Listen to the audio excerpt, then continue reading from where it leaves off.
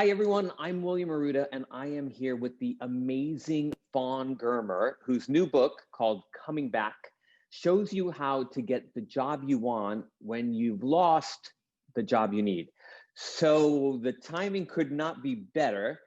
Fawn is a best-selling author of, I think, 9 books, including a book that Oprah seemed to like a lot, and she's one of the world's leading leadership speakers. So welcome, Fawn.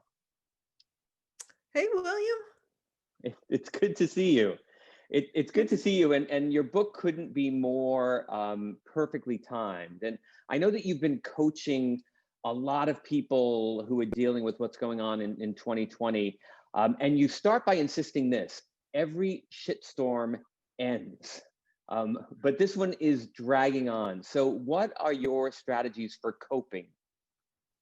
Well, boy, I'm glad I got you to say that word, but it's true. It's that people are so dragged down because of COVID, and they're losing hope. Some people have lost their jobs for a very long period of time, and they don't know what they can do. And the first thing you have to do is have this belief, because it is true. Every shitstorm ends, just does. And so that's the first thing I do is say, stay in the game, keep taking the next step, because once you take that step and the next, sooner or later, you get where you need to go. So first thing we have to do is get you in the game and keep you in the game.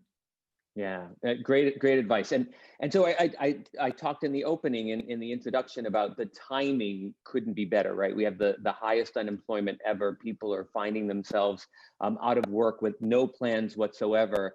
So I know you talk a lot about how to resuscitate a career that has fallen off track. So what do you tell people who are feeling a bit discouraged in this really challenging job market?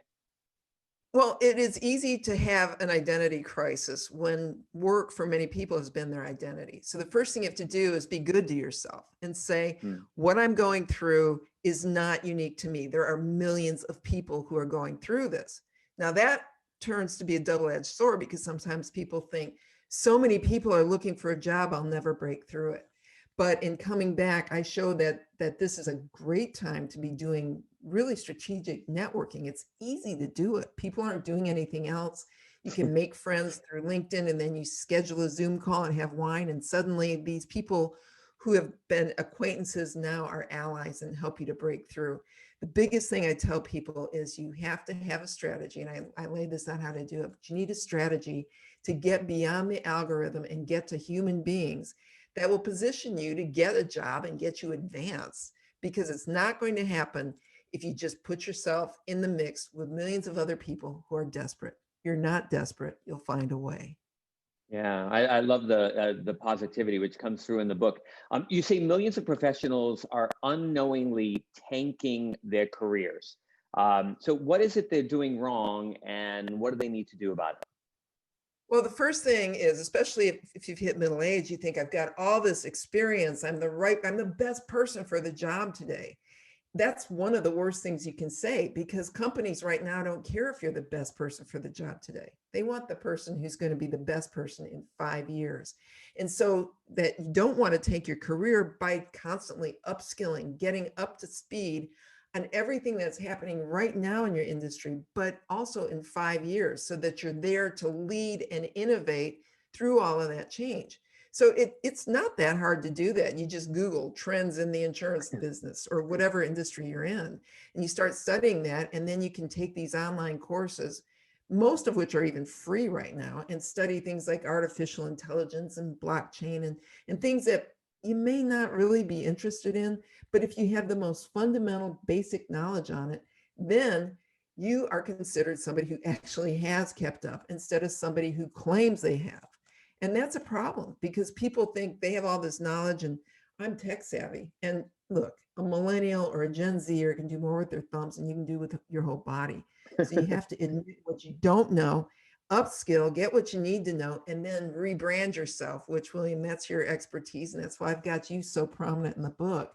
And you have to rebrand yourself as somebody who is completely relevant and viable. Yeah, I love that. So you really do stand out, because everyone else is relying on what they've learned, and you're the person who's showing them that you're prepared for not only today, but I like your idea of 5 years from now remaining relevant. So let's talk specifically about technology, right? I think that's the place where a lot of people are feeling uncomfortable, not knowing what to do next. Maybe they haven't plugged into social media. What's your advice for those folks? Well, you take the first step, because if you're helpless, you're going to stay helpless. And you just say, this is not rocket scientist if elementary school kids can do this. So you study these social medias and pick 3 outlets that you want to learn and spend 30 minutes on each one of those a day for a while. And then in terms of technology, you have to get up to it. You just have to. But there are so many classes, and blockchain is a really great example, because for me, that concept of this one piece of data traveling, well, I don't need to bore people with it because it took me forever to learn it. But do you know what I did? So I finally understood it. I took a lot of YouTube videos, didn't stick. I took a class. It was so far over my head. But then I saw a YouTube video on how to teach blockchain to a 6th grader. And then I got it. It was like, Yeah. oh. And so if you look at what it would take to teach a child something, then learn it that way and then work your way up. Amazing. I love how practical all your advice is in the book. So it has been, this is enduring 2020 for a long time. People are, I think, starting to feel impacted personally, right? Their psyche is impacted, and there's a lot of identity crisis out there. What's your advice to people who are feeling that right now? Well, first of all, I learned by having a mom who was paralyzed in her 60s and then got Alzheimer's that things weren't going to get better for a while. In fact, they didn't get better. But the faster I learned to accept, cope, and adapt, the faster I could enjoy what I had instead of what I lost and become positive about it. So it is a hit to someone's identity when they don't have a place to go every day, and they may not even have a job to go to every day. And you used to be somebody, and you think because you don't have that title, you're not anymore. Well, you're as good as you ever were. You didn't lose all of your talent just because you may have lost your job. So the first thing we have to do is do a little bit of affirmation work, get you in the game, get you to be positive, and understand it's not you, it's the moment. And you're having an opportunity to learn how strong and resilient you are. So you want to take that opportunity, because that is a great chance to grow into a stronger, more viable you. These are tough times, but they're not horrible times. And if you're not sick, you've got a lot of opportunity to be a stronger person than you ever were before. Yeah, again, I love the thread of positivity and the mindset shift that you recommend in the book. So in Coming Back, you write that many careers are actually in crisis long before we ever realize it's the case. So what's the problem, and why do careers sort of sputter out? Well, actually, you being the brilliant man you are, I read something that you wrote and talked to you about that. It was this idea that skills have a half-life. And most of us got out of college and thought we had this skill set that was going to last us an entire career. And now they're saying the average half-life of a skill is 5 years, and some are saying 2 years. So that the skills you have are constantly changing.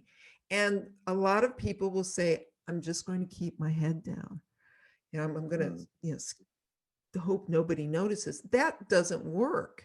The jobs where you were able to skate by were eliminated years ago. And if you think you're going to get away with doing this half-assed, it's not going to work. You have to make yourself relevant and keep learning, catch up, so that you upskill. You always take a class in something online, and they don't kill you. They're kind of fun.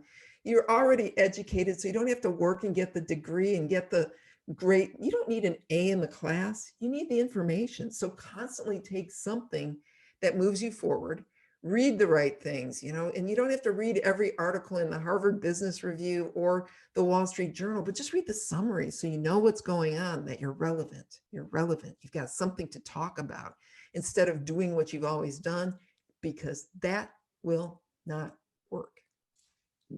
Yeah, and so you say it doesn't matter if you're the best person for your job today, and you contend that experience doesn't really count anymore. So that seems kind of harsh.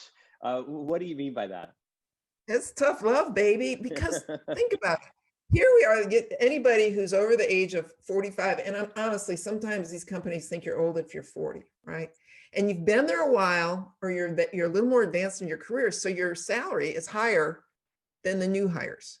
And yet the new hires come out, they're agile, the Gen Zers, the millennials, they do have a different approach to work, and their personalities may be a little bit different, but they deliver. And guess what? Since they're younger, they're cheaper. So if you have the highest salary in the room and you don't have the newest skills in the room, guess what? You're a waste of money.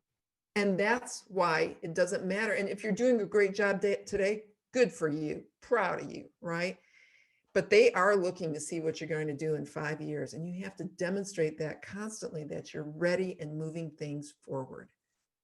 Yeah, I love that. You know, there's a few themes in your book that are just absolutely amazing. One is this mindset shift that we all need to adopt. And the second one is that I love this idea of being more strategic, not making yourself necessarily relevant today, but making yourself really innovative, where people see that you're relevant for the future. And that is what organizations are buying for. So it's a brilliant book.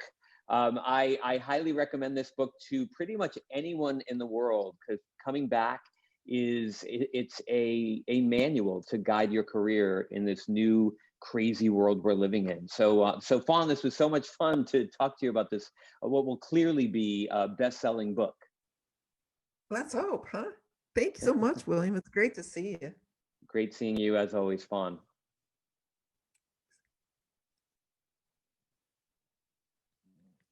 You are the best. What'd you think? Wait, I love it. If so, here's the thing. If you watch it, oh, let me just stop recording. Where did the record button go? Oh, recording, and I just have to stop it.